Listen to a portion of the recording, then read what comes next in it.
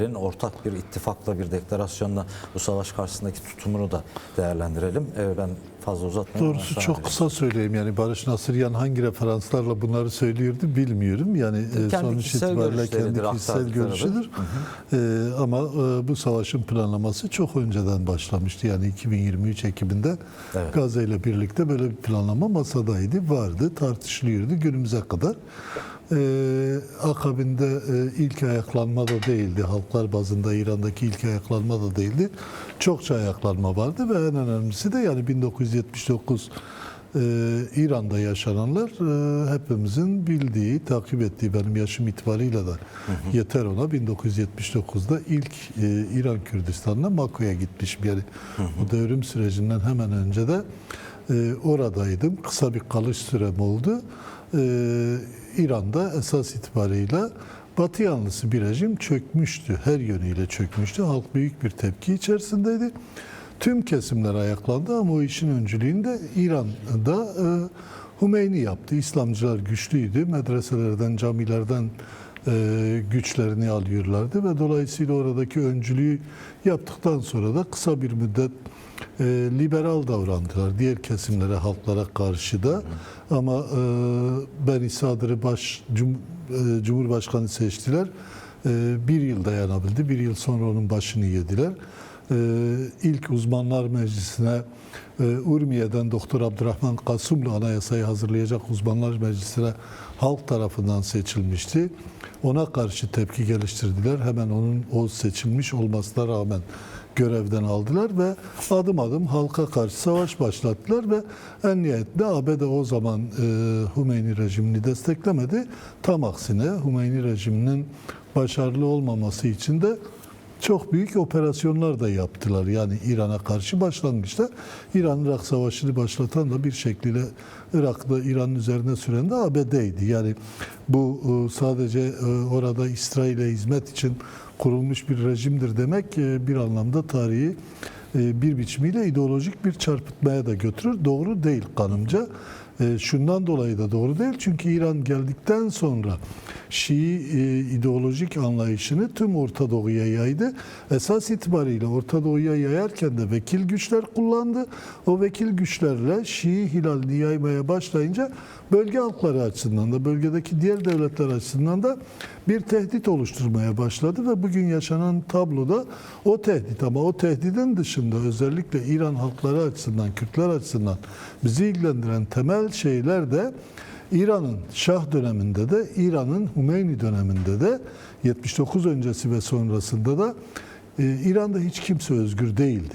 Hala da özgür değil. Yani İran'da her yıl binlerce insan idam edilir. İran'da sadece 28 Aralık'ta yaşanan halk ayaklanmasından sonra, gösterilerden sonra, ki bunun tek temel nedeni ekonomikti ve tüm halklar ayaklandı.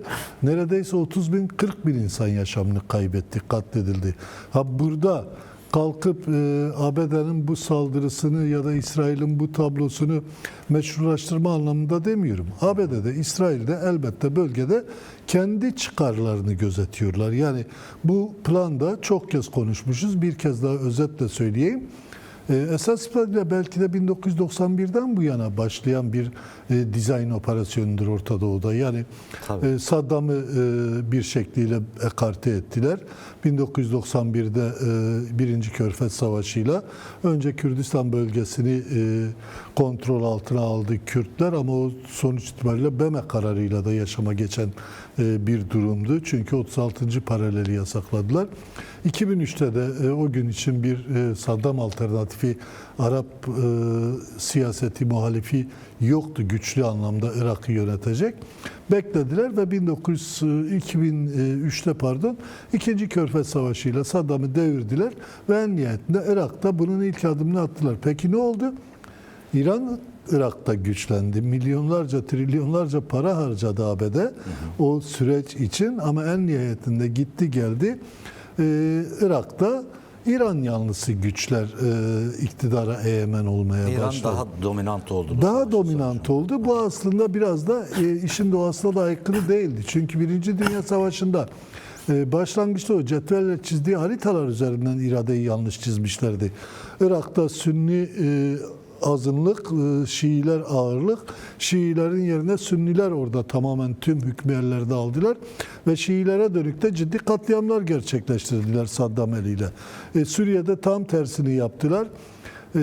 Nusayriler, Aleviler azınlıktaydı Suriye'de. Sünniler çoğunluktaydı. Orada da iktidara getirdiler. Yani neydi? Bahreyn'de de öyle. Vur, Aslına karıştır, bakılırsa dövüştür meselesi. Yani sonuçta İngiliz aklı yani. vurdular, karıştırdılar, dövüştürdüler ve 100 yıldır da bu nedenle bölgeyi yönetiyorlar. Evet. Şimdi tabii bölgede tablo değişti. Bölgede tablonun değişmesini sadece Kürtler açısından demiyorum.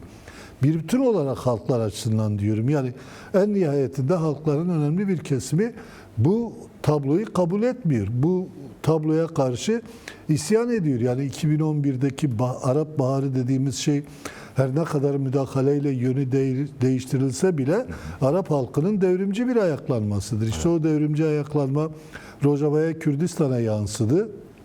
Rojava'ya, Kürdistan'a yansıdıktan sonra uzun yıllardır Orta Doğu'da mücadele eden tüm halkları da bir biçimiyle etkiledi. Şimdi eğer bunların hepsi olmasa zaten 91'deki dizayn operasyonu bir şekliyle onların kağıt üzerinde planladığı gibi patır patır giderdi. Gitmedi. Niye?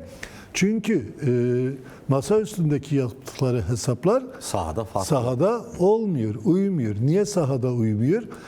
Görmezden geldikleri 40-50 milyonluk bir halk var Orta Doğu'da. Ülkesi 4 parçaya bölünmüş. Kürtler. Siz onu göz ardı ettiğinizde ortaya çıkacak tabloda siz Orta Doğu'da huzur sağlayabilir misiniz? Bunu yapamadıkları için de kanlı politikalara başvuruyorlar. İşte biz bunun sonuçlarını bir biçimiyle daha 6 Ocak'ta yaşanan tabloyla Suriye'de, Rojava'da gördük. Şimdi neyse bunu çok uzatmayayım ama şu an yaşanan durum önemli. Herkes açısından önemli ve dolayısıyla çok sağlıklı, aklı başında değerlendirmek lazım. Evet. Kim ne derse desin, tarihsel fırsatlar esas itibariyle halklar açısından, farklı inanç grupları açısından bu tür dönemlerde ortaya çıkar. Yani o Arap Baharı olmasaydı, o ayaklanma Kuzey Afrika üzerinden Suriye'ye gelmeseydi, Suriye'de herkesin dışladığı Rojava'da Kürt halkı gerçekten kendini örgütleyip orada 2012'deki 19 Temmuz devrimiyle sürece devrimci bir müdahale yapmasaydı, ondan sonra orada yürüttüğü mücadeleyle bugüne kadar ağır bedeller ödeme riskini üstlenmeseydi Rojava'da o değişim olur muydu? Olmaz. Ama en nihayetinde onu ortaya çıkaran bir konjektür vardı. Beşar Esad gibi bir iktidar kendi yönettiği topraklar üzerinde ciddi anlamda zayıflamıştı. Otoritesi kalmamıştı. Şimdi benzer bir durum İran'da var. Ama İran'da ne yazık ki asıl dikkat çekilmesi noktalardan biri İran'da Kürtler en örgütlü toplum. Kürtler en savaşçı toplum. Kürtler en deneyimli toplum. Yani 1946'da Mahabat Kürdistan'ını kurmuş, Mahabat Kürdistan'ı Cumhuriyetini kurmuş bir topluluktan bahsediyoruz. 1979'da İran Kürdistan'ının, Doğu Kürdistan'ının tamamını kontrol altına almış ve fiilen yönetmiş bir topluluktan söz ediyoruz. Bunun sonrasında uzun yıllar İran rejimleriyle savaşmış, çatışmış devrimci bir topluluktan söz ediyoruz. Ama İran'da bu potansiyele sahip, başından beri boyun eğmeyen bir Belüciler var. Evet. Belüciler ama dezavantajlıdırlar diye.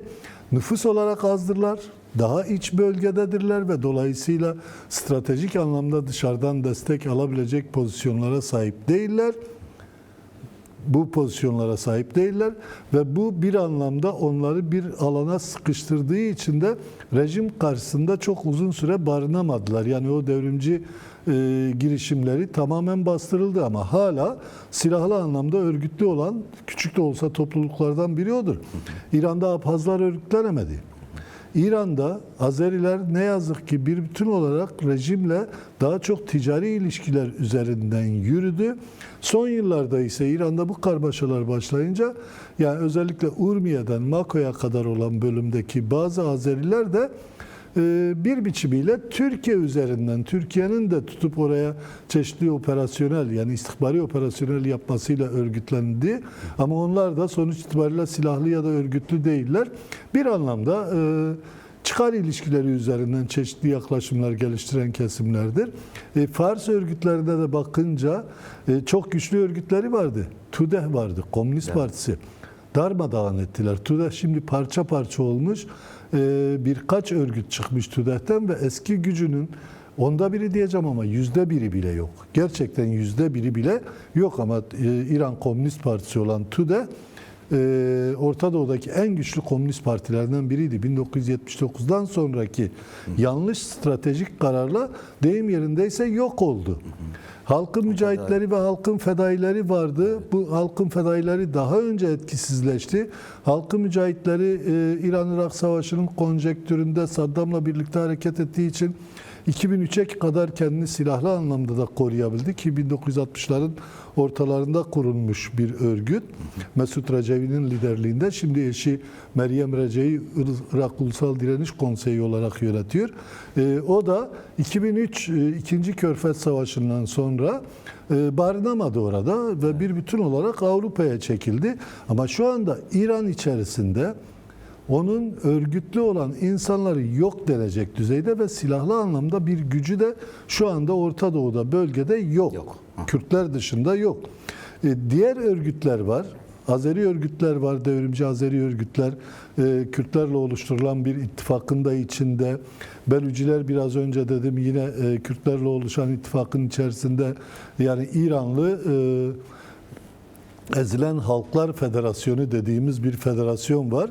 Bunlar yine Abhazlar bu federasyonun içerisinde ve onlar birlikte Kürtlerle bir oluşum içerisindeler. Yani bu altılı parti dediğimiz Kürdistan'da, Irak Kürdistan'da kurulan partiler de bunlarla birlikte hareket ediyorlar.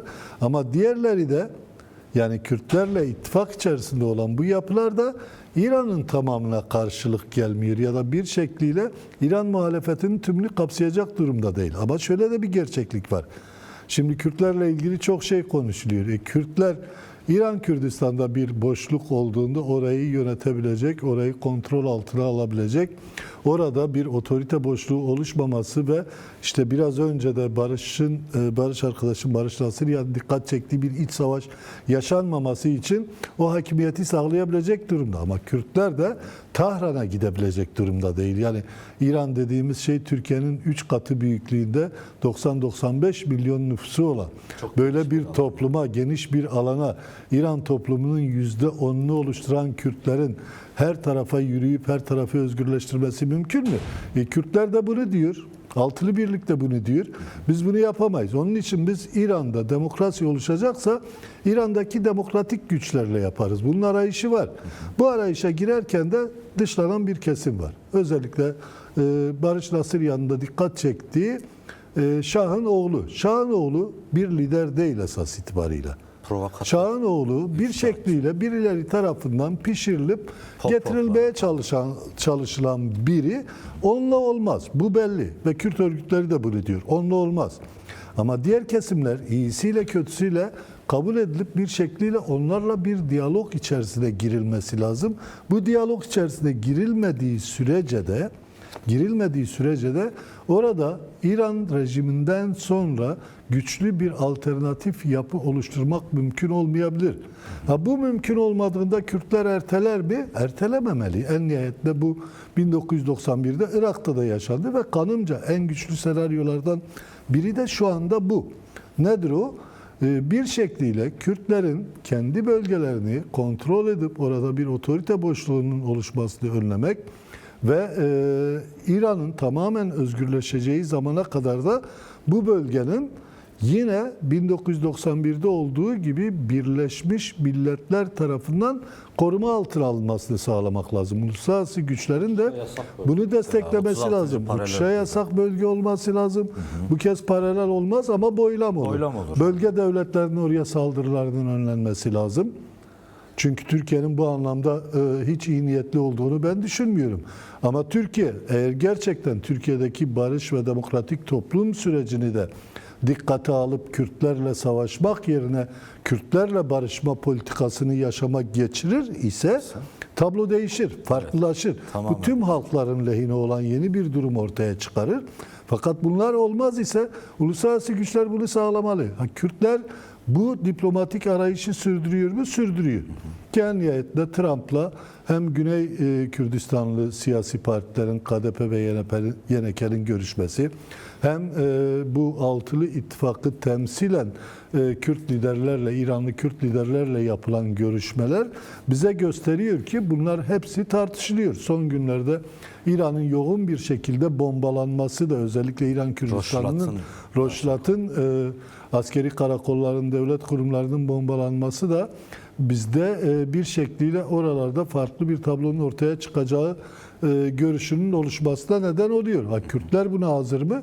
Kürtler buna hazır. Yani spekülatif haberler yayınlandı, şu oldu, bu oldu ama en nihayetinde o spekülatif haberler olsa da olmasa da Kürtlerle konuştuğumuzda o bölgenin önde gelen siyasetçileriyle bu meseleyi değerlendirdiğimizde onların görüşlerini sorduğumuzda çok açık diyorlar. Yani biz sonuç itibariyle halkımıza karşı sorumluyuz ve yaşanan bu savaş ortamında halkımızı sahipsiz bırakmamak için elimizden gelen her şeyi yapacağız. Bunun için de siyaset risk üstlenme sanatıdır. Yani biz orada işte ABD vuruyor, İsrail bombalıyor. Bu nedenden dolayı biz oralara girmeyelim. İran'ın gücünü üzerimize çekmeyelim. Bilmem işte şu devleti, bu devleti rahatsız etmeyelim diye düşünemeyiz. Çünkü bizim önceliğimiz orada Kürt halkının kendi güvenliğini sağlamasıdır. Bu güvenliği sağlamaktır yani o bölgedeki halk. Bu güvenliği sağladıktan sonra elbet adım atarız ama bunun kararını biz veririz diyorlar. Evet. Çok